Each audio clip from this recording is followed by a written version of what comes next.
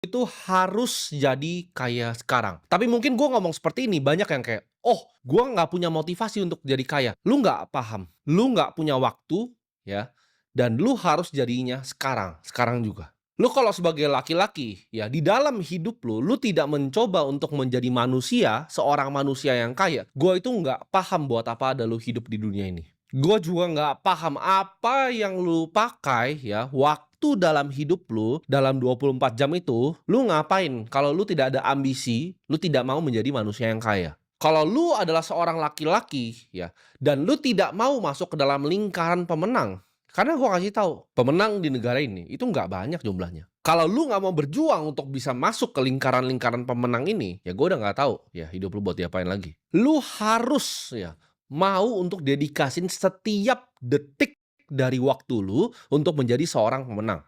Kalau lu mau ke puncak, lu mau mendaki gunung yang beres, terjal, dan tinggi sekali, itu lu harus do whatever it takes. Apapun yang lu harus lakukan, lu lakukan. Apapun yang lu harus lakukan demi uang, lu lakukan. Dan lu harus berani untuk lakukan apapun. Mau lu naik nanti kaki lu bisa patah, lu bisa jatuh dan mati, tapi lu coba untuk naik. Ini gue bisa janji ke lu ya.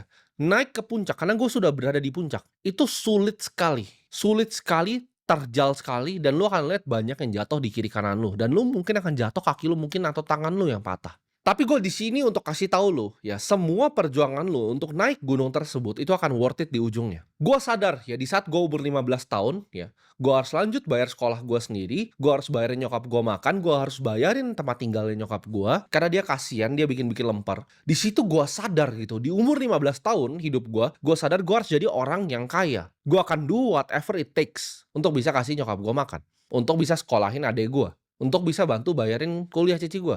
Gue nggak punya gengsi, gue nggak punya malu, gue nggak peduli orang mau ngomong apa. Gue mau ketok itu kafe door by door ya, pintu demi pintu, gue ditolak manajernya. Itu gue nggak ada malu, mau jualan sedotan stainless, mau gue jualan di Kaskus di Tokopedia, gue jualan minyak rambut. Mungkin lu ketawa sekarang kan gue jualan minyak rambut dulu. Gue ditolak jadi agent properti, ditolak ratusan kali. Ketika orang datang ke gue ditinggalin. Gue coba jadi wedding organizer, dibayar cuma 600.000 per hari. Semuanya gue coba, whatever it takes. Gue nggak pernah berhenti ada ide baru. Selalu gue coba, gagal, gagal, gagal. Gue coba, gagal, gue coba lagi. Gue itu ketika miskin ya, ketika gue nggak punya duit dan gue lihat nyokap gue sulit, itu gue nggak bisa tidur malam-malam. Gue nggak paham lu orang-orang miskin yang bisa tidur dengan tenang. Gue bisa lihat tuh orang di gubuk gitu kan tidur tenang, goblok orang itu.